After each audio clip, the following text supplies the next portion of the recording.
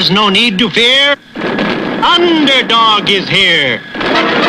Time again for the Underdog Show, starring that champion of champions, Underdog. Not a bird, not a plane, not even a frog. Just little old me, Underdog. There's MC and his buddy Chumley, go gophers on the run. The stories of McBragg outrageous, no one could be more courageous. Underdog, Underdog, Underdog. Join the king in Bongo Congo, meet a cat with savoir-faire. Go watch the hunter chase the bocce, shooters on the rocks, and then there's Underdog.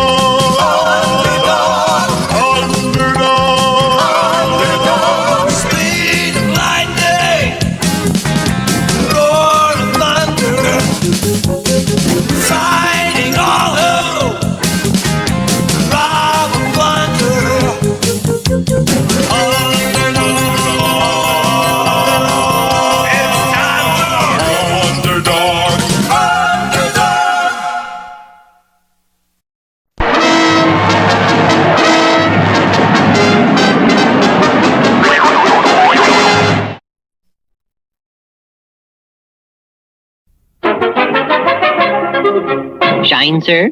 Yes, indeed. A bright sunny day is the perfect time for a shine. It is indeed a most beautiful summer day. Yes, sirree. A clear sky with only a few fluffy white clouds. The kind of day you know things are going to go just the way they should.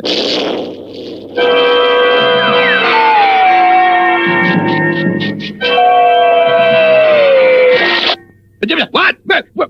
I've been hit by a snowball. A snowball? But, sir, that is impossible. A snowball, I tell you. I know a snowball when I feel one. But we must be logical, sir.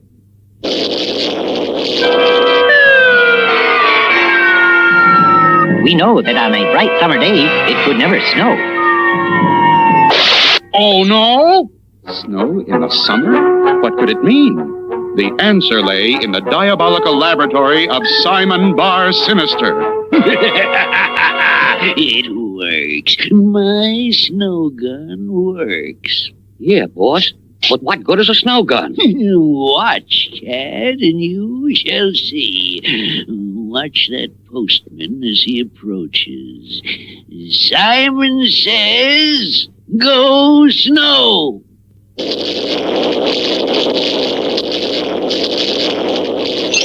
A snowman. You turned him into a snowman. Exactly. And the entire city shall do as Simon says, or I shall turn everyone into snowmen and snowwomen. Gee. Come, Cad. We must go out and demonstrate the power of my new weapon. Hello, this is Sweet Polly Purebred, your television news reporter. What can I do for you? What's that? You just saw a snowman? In the summertime? I'll be right out. My, what a wonderful story. I hope they aren't snowing me. Snow in the summertime. That could make an interesting news story. I'd better run up and tell Sweet Polly.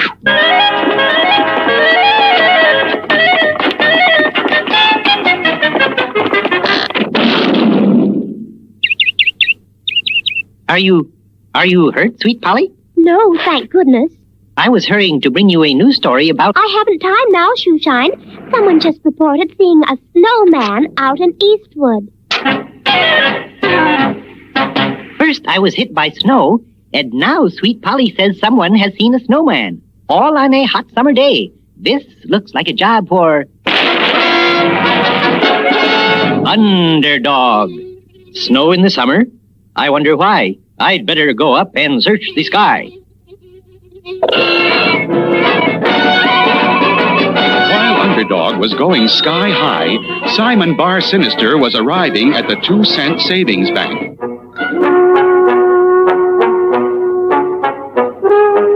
Simon says, hands up. Give me all your money. You can't get away with this. The police will catch you, you thief. You are only the first. All the city will do as Simon says or be turned into snowmen and snow women. Then you'll have to answer to Underdog. And not even Underdog can withstand my snow gun. I'll snow everyone. Can Simon Bar Sinister really snow the entire city? Will even Underdog be helpless against Simon's snow gun? There's plenty of excitement ahead in our next episode.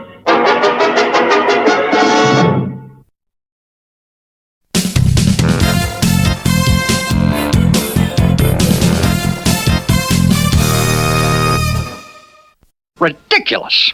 This is ridiculous. That measly little light bulb doesn't give enough light for a mouse to read by. We've got to do something about it. You're absolutely right, Tennessee. How about if I give it a good yank and... No, Chumley, we can't pull the light down closer to the paper, but we can get the paper up closer to the light. Here, give me a hand stacking up these boxes. Well, sir, this is more like it. Now, Chumley, will you please toss up the sports section? I'll bring it myself. No, Chumley, don't climb up. You can't. There isn't... Chumley!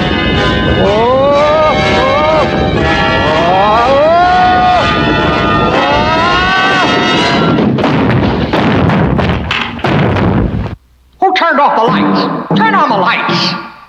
One of these days, Chumley... One of these days, we're going to have some decent light around here, or I'll know the reason why. Now, this log should make a good torch, Chumley. It's full of pine pitch. There. All right, Chumley. Switch on. Contact. That's more like it. Now, if you'll hand me the comic section, we can get down to some serious reading.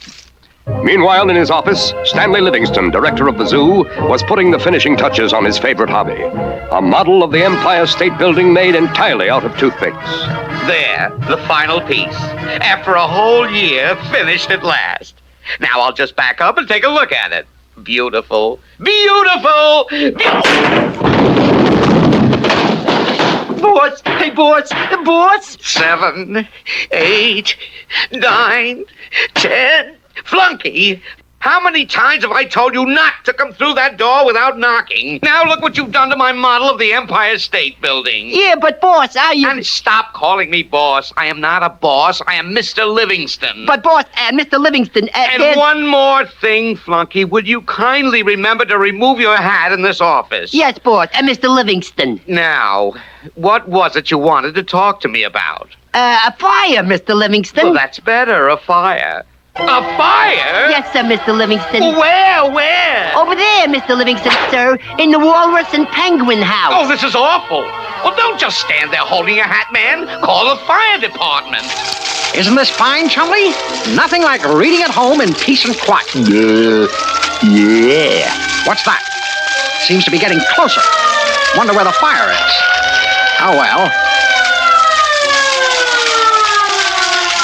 Hey, wait! Wait! Hey! Well, I might have known you were at the bottom of this. We were just trying to get enough light to read, Stanley. Improve our minds. The lights in this zoo are a disgrace. Read? Read? Improve your minds? You're not supposed to read. You're a penguin and a walrus. Now let's have no more nonsense. Did you hear that, Chumley? Did you? Did you? I'll show him. I'll build our own electric light system. Tennessee Tuxedo will not fail. Yeah. You know as much about electricity as I do. Nothing. What do you mean I don't know anything about electric lights? What's there to know? An electric light is simply a little glass, a little wire, and a little electricity. Simple. Huh? Now let's get to work. First, we need something for the bulb. This should do it. Now all we need is some wire and a plug. A short time later... You see, Chumley, I told you there wasn't anything to it. When we plug it in, the electricity will flow through the wire, go into the bottle, and fill it with light. All right, Chumley, plug it in. We'll show that Stanley Livingston. This is going to electrify the zoo.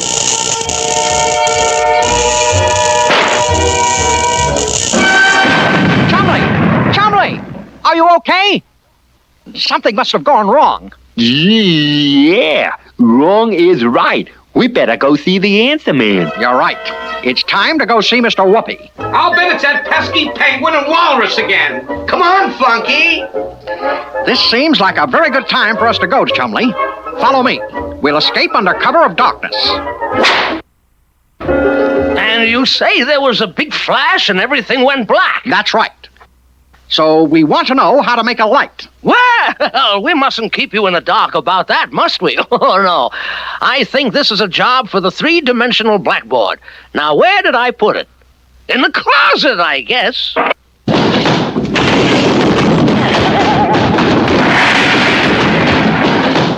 Ah, yes, here we are. The fabulous, famous, flamboyant, fantastic 3D BB. Wow. Whoa! You know, my boy, you were trying to do in 5 minutes what mankind has taken thousands of years to develop. The first light was probably a torch, plucked out of the fire by a caveman and used to scare off his enemies.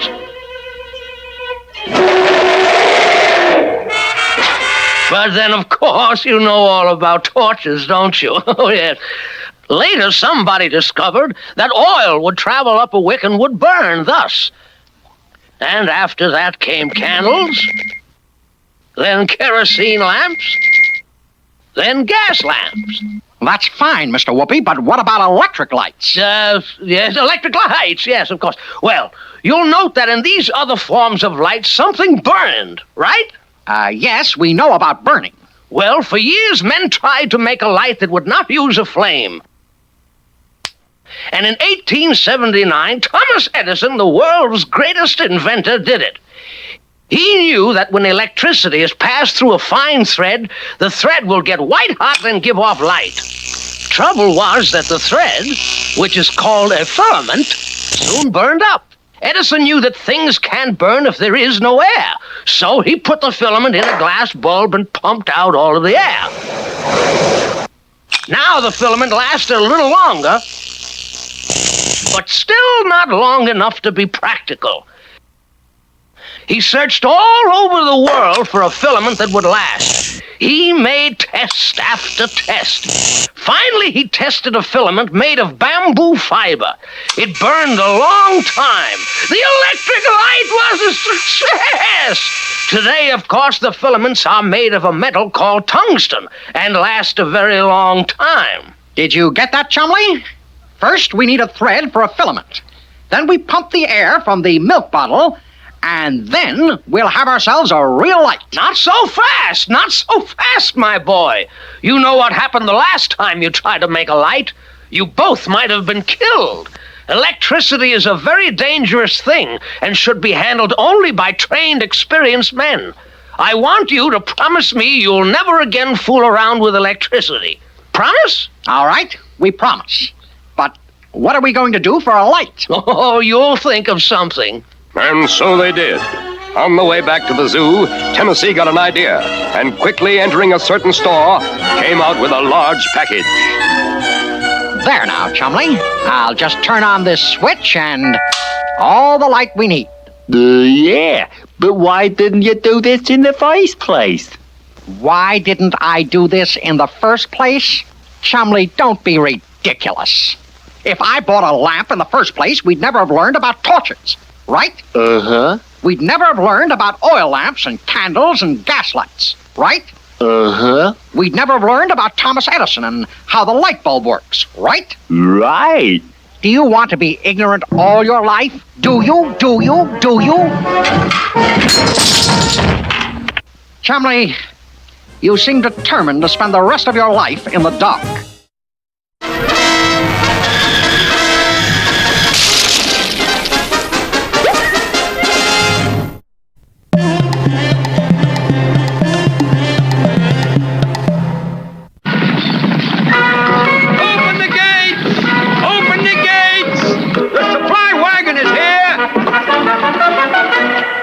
Here's your load of baloney. Bully! Bully! There's nothing I like better than baloney. Put it in the kitchen, Sergeant. Guards, close those gates. The Indians might attack at any minute. Indians! Indians! Indians are coming! I know it! I knew it! Man the battle stations! Mount the barricades! Don't shoot until you see the white of their wampum. I expect every man... Begging the Colonel's pardon. What is it, Sergeant? Can't you see I'm busy trying to fight off a horde of hostile Indians? Begging the Colonel's pardon, but it's not exactly a horde. It's just the last of the Gophers, ruffled, feathered, running board, and they're waving a white flag. Bully! Bully! They've come to surrender at last. Open the gates! Bring 'em blanket. Aha! Total surrender, Sergeant. They've even brought me a gift. I accept...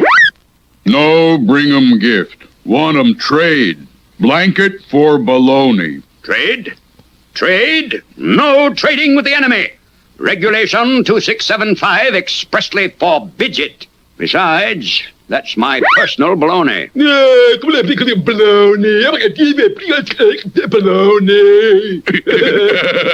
What did he say? Him say Colonel doesn't need baloney, 'cause Colonel full of baloney already. Yeah, what? Sergeant, throw these savages out. What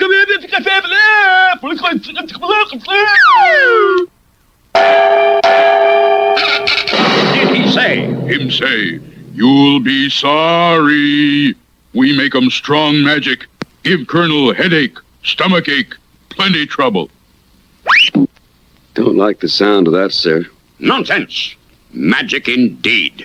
Regulation 746 expressly forbids it. No making magic on military. But the thing I am worried about, Sergeant, is that those two Indians are going to sneak back in here and steal my baloney. I've got to hide it. The very place. In the cannon. They'll never look for it in there. But Colonel... In the cannon, Sergeant. Put the baloney in the cannon.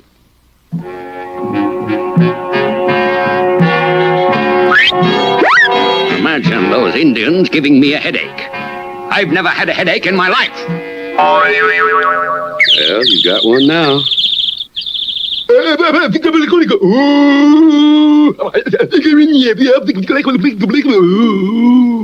Whoopie-doopie. We put 'em hot pepper in Colonel's coffee. He get 'em stomachache. You 'em genius.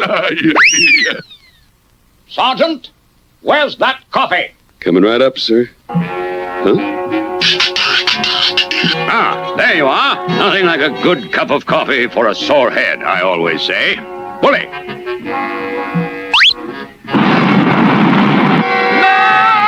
My stomach's on fire. I'm burning up. Water! Water! Water!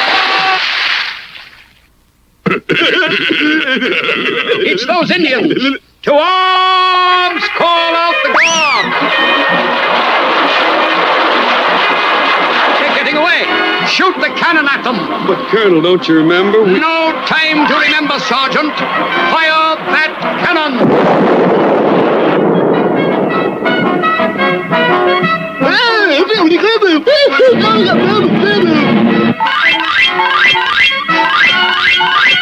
Well, it looks like the Colonel's not the only one who's full of baloney.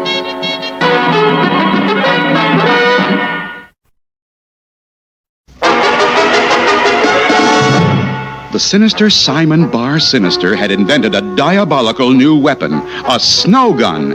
And now he was demonstrating its power by holding up a bank. Simon says, give me all your money. Guards! Guards, stop him! Simon says, go snow.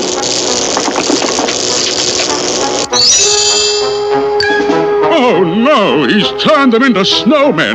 I must reach the burglar alarm! Simon says, go snow!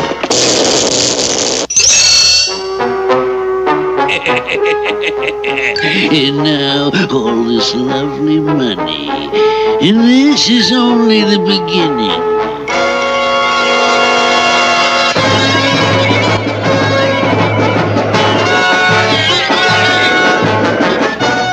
A cry for help comes from below, so hip, hip, hip, and down I go.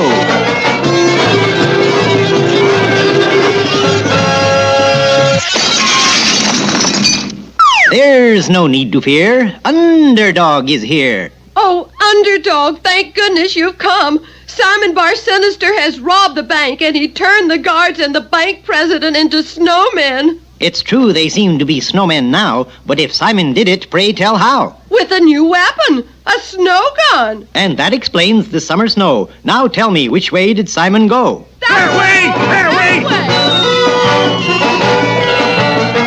Underdog took off in all directions. Simon was entering a palatial mansion where a dance party was going on.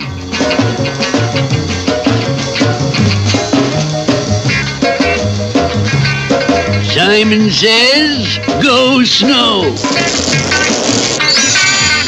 Simon says, go snow. Simon says, go snow.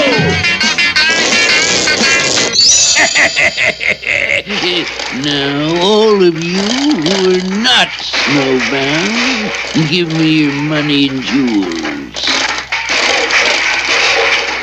Give them to me, or I shall turn you all into snowmen and snowwomen. This should prove the power of my snow gun, Cad. After this, we can return to the laboratory. Meanwhile, Sweet Polly Purebred had just arrived where the first snowman had been reported. It is a snowman in the middle of summer.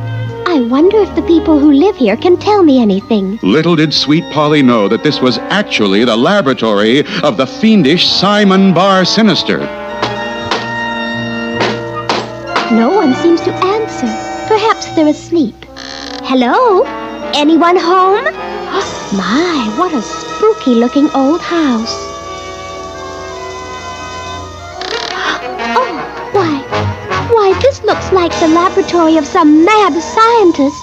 Here come, Cad. We have work to do. Yes, Cad, now I shall be ruler of the world. With my snow gun, no one can stop me. Everyone shall do as Simon says, or I shall turn everyone into snowmen and snow... Simon says, come out, whoever you are. Simon Bar Sinister, you beast, you fiend. Sweet Polly Purebred, what could be more perfect? You shall be my most beautiful snow woman. Is this the end for Sweet Polly Purebred? Will she really be snowed? There's spine-tingling action ahead in our next episode.